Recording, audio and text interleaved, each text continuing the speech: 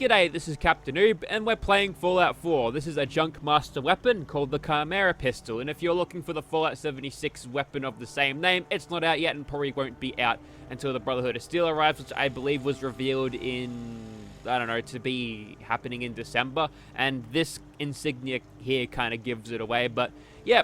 To address the elephant in the room, Junkmaster have been accused of just ripping assets and then just making mods out of them, but this is not the case.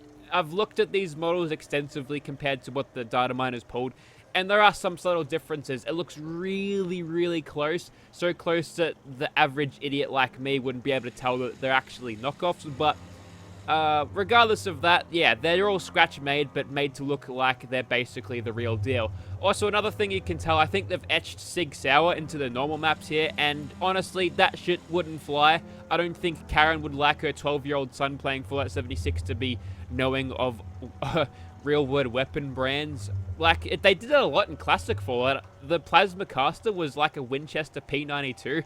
It's so awesome. I think a little, nods like that to real-life stuff is kind of awesome, but they'll probably need some sort of license to get that name etched on the side of their gun, but let's not get into that. Let's get into the attachment of this thing. But first, this thing, being a 12.7 millimeter pistol, so 50 AE, so Deagle rounds, well, those don't exist in the Fallout 4 base game, so they've just approximated it with 44 Magnum rounds, so it puts it about, well, it's got less damage than a standard snubby 44 Magnum, so oof. That's okay. This thing's magazine fed, which means the reloads will be quicker, and you can equip it with a suppressor, which is helpful. But let's get into the attachments. We can bump that up to 190, and just to give you an idea of the this. Ignore the double action stuff. I don't know where that come from, but yeah, the damage gap here is jumped completely. So I don't know about this, but we can have a porta barrel and a tactical barrel, and that'll just give us a little thing there on the top of the barrel. If you don't like that and you want to have the full insignia there, then go right ahead. But, you know, there's something there. Is that for shell ejection? Maybe. No, why would it do that? Because the bullets are loaded in the handle of the thing. I'm not really sure what that's all about. Anyway, so here we go. This gets a little bit more interesting here. You can have a large magazine, which gives you a better ammo capacity. Maybe this thing isn't supposed to be really like a 10mm pistol, but for some reason that's going to increase your ammo capacity. That's kind of odd. You can have a superheated mag too, which says requires 3 seconds to charge to do full damage. So basically, if you want to use this one, use it in VATS because it skips the entire 3-second delay. I imagine it works something like the laser gun, the charging barrel laser gun, the sniper barrel. And you can have the taser round, which will do extra damage versus power armor. And robots, which is kind of cool and also adds a little bit of energy damage here and there. But I'm thinking what I want to do for this one is just chuck it with a large magazine. And for the sights, we can go for a reflex sight. I'll show off what the sights look like in comparison. And we'll move on to the next thing. We've got a suppressor here, which decreases the damage. Ace Operator is... Did you disable Ace Operator, Kung Fu Man? Because I'm going to have a word with you about that. Very, very disappointing. Tut-tut. And a legendary effect is there if you need it. I'm thinking Deadeye, just because you can slow down time in this game, but not in Fallout 76. Okay, you can change your reticle as well. That's kind of cool. Let's go for a hollow one. Perfect. And you can change the chambering from 44 Magnum to the hand-loaded ones, which you can create on a weapons workbench. You just go into crafting and just need the materials. You don't need any perks to actually make it, but you're going to need Scrapper and Gun Nut to make these 44 Magnum rounds. Alright, let's get started. Okay, so here we are in regular old Gunner's Plaza, and here's the Chimera Pistol, not to be confused with a 12.7mm pistol. As for why they call it Chimera, it's just because you can charge with different elements. Makes sense, I guess. Anyways, we've already seen this thing extensively. Let's get a first-hand look at how she performs in the old Junkmaster approach. We'll go for some sneak critical headshots here, just to go stealthy pistol stuff. So that's pretty cool, I guess. You'll notice with the hipfire on this thing, it's actually really good. The weird thing about Fallout 4 is that sometimes you'll have the hipfire spread look like that, but if you aim down sights, it'll go to where it is normally. It seems to keep your hip fire spread on the move when it really shouldn't. I feel like they got that fixed in Fallout 76 with the true barrels, because you can run around with supremely good hip fire accuracy. Always helpful with getting those random criticals. Despite your hat gunner, you've got no head, so you can't wear it anymore. This one is the Tesla, the EMP charged thing, so should be better against that turret over there. Sure did alright. Keep in mind that this thing's range as a pistol is not great, but Gunslinger does normally increase the range. We'll go for a critical against that guy. In fact, what I'll do is I'll switch over to the fire one, which according to the game, you need 3 seconds to charge the thing. So I got 127, I hit that guy in the leg. And I get 96 if I don't let the thing charge. So you can get by that like you can with laser guns or the Gauss rifle by just firing the thing in VATS, and you always get that guaranteed damage. Cool sunglasses, but won't be needing them anymore. Anyways, we'll move on to the next one. Yeah, so if I start shooting them, spamming the trigger, he's going to tank that like he wouldn't believe. So yeah, make sure that you do use your weapons properly. If you've got this receiver on it, make sure you do space yourself or pace yourself between shots, like I'm not doing right now. But just to get better ammo efficiency out of it, I suppose. You can do it like that.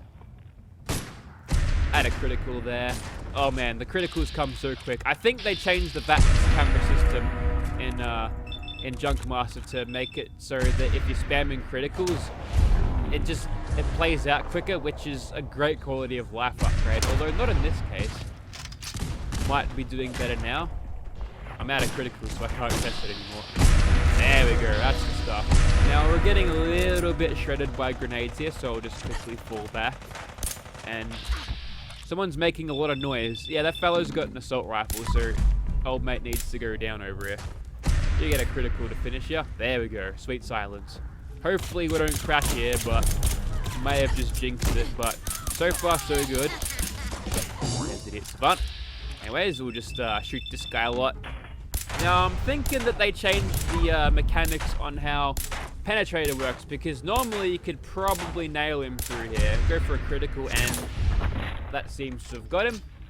Maybe I was digging holes with the other bullets that I fired prior to the critical, so the other bullet can get through with no troubles at all. Anyways, we'll quickly move on. And man, the movement speed in this Junkmaster mod is like, I feel like I'm flying. Look at that speed there. I usually run 2 times sprinter legs just so I can move quicker. I actually use the same loadout as I did back when I used to play this game on PS4, so to keep it all, I guess, slightly consistent back with that old content, which hasn't been invalidated despite being out for several years at this point, which is always a nice thing. Only a couple more gunners left to go now, so we'll switch back over to the Tesla one, which will give you an idea of what these iron sights look like to fire through. Did I make all of these with suppressors? I'm sorry, I promised you I'd go loud and proud with one of these, so yeah. Sure, we've all heard the 10mm pistol sound go off before with a suppressor many times, but yeah, there you go. There's a couple of Chimera pistols. Oh wait, no. Sorry, it's been a long day. But yep, a little bit of a gameplay segment here in Gunner's Plaza. This thing seems to be doing pretty well. Whether it's better than the 44 Magnum, well, here's the thing.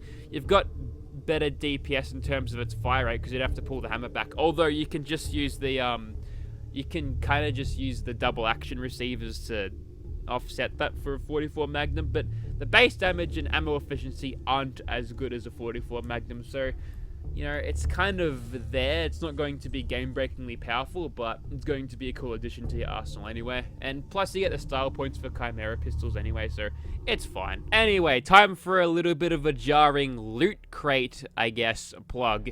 This is a Mirelurk. I got him from the loot crate that I got sent out, and honestly, he's one of the better things that I've ever gotten from a loot crate. They used to have, like, mainstream characters like Piper and Nick Valentine and Forks, but I think this one came out a whole lot better. If you'd like to see something like this at your house, go ahead and check out the description, and there'll be a link down to my loot crate link with a 15% discount code. And honestly, I think this Mirelurk is cute. I mean, look at him. Who wouldn't want to have one of those? Probably should mention where you'd get this thing from, and Wow, that was a radical filter change, but maybe we've got a Radstorm coming on. But I'm gonna say that the insignia on the side kind of gives it away of where you might want to find this thing.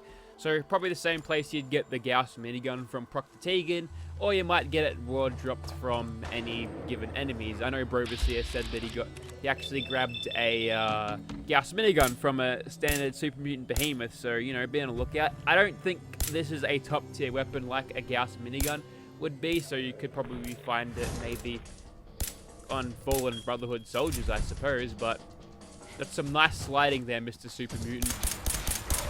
You're one T-pose away from making me believe that I've opened the wrong Fallout game. Oh, the filter change happened because I was crouching. That might be something to do with the old Night Person perk, which puts a green filter on things. I don't know, that's kind of bizarre, but what I want to do here is see if I've got a stealth boy, just to, you know, get this sneak stuff going a little bit quicker. And I don't usually use stealth boys, but you know what? I'm feeling like it's a good idea to use one.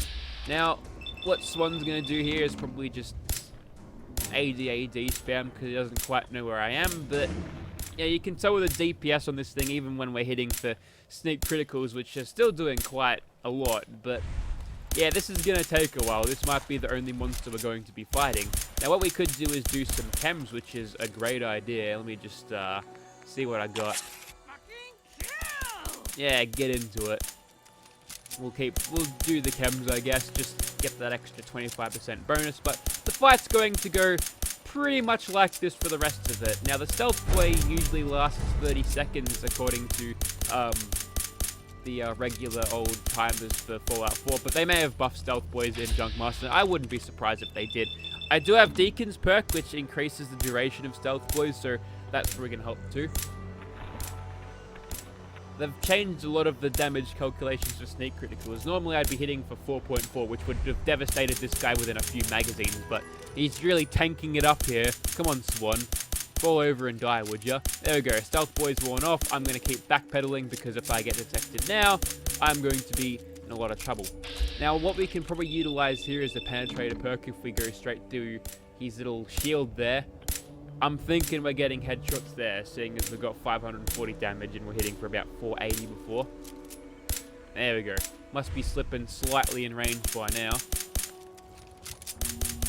Alright, well, you can kill bosses with it, just prepare yourself to have a lot of bullets. So, yeah, probably not the best pick. Maybe it's a decent early to mid game weapon, but I don't think I'm seeing much utility on it for the late game. Sure, it cuts through, sort of instigating pool Q. It's a stunning pool Q. They've buffed the pool Q. You know what? They're putting out buffs where they need it. Pool Qs are bloody hopeless, but yeah. As far as performance goes, yeah, I'm thinking like early to late sort of mid-game sort of thing.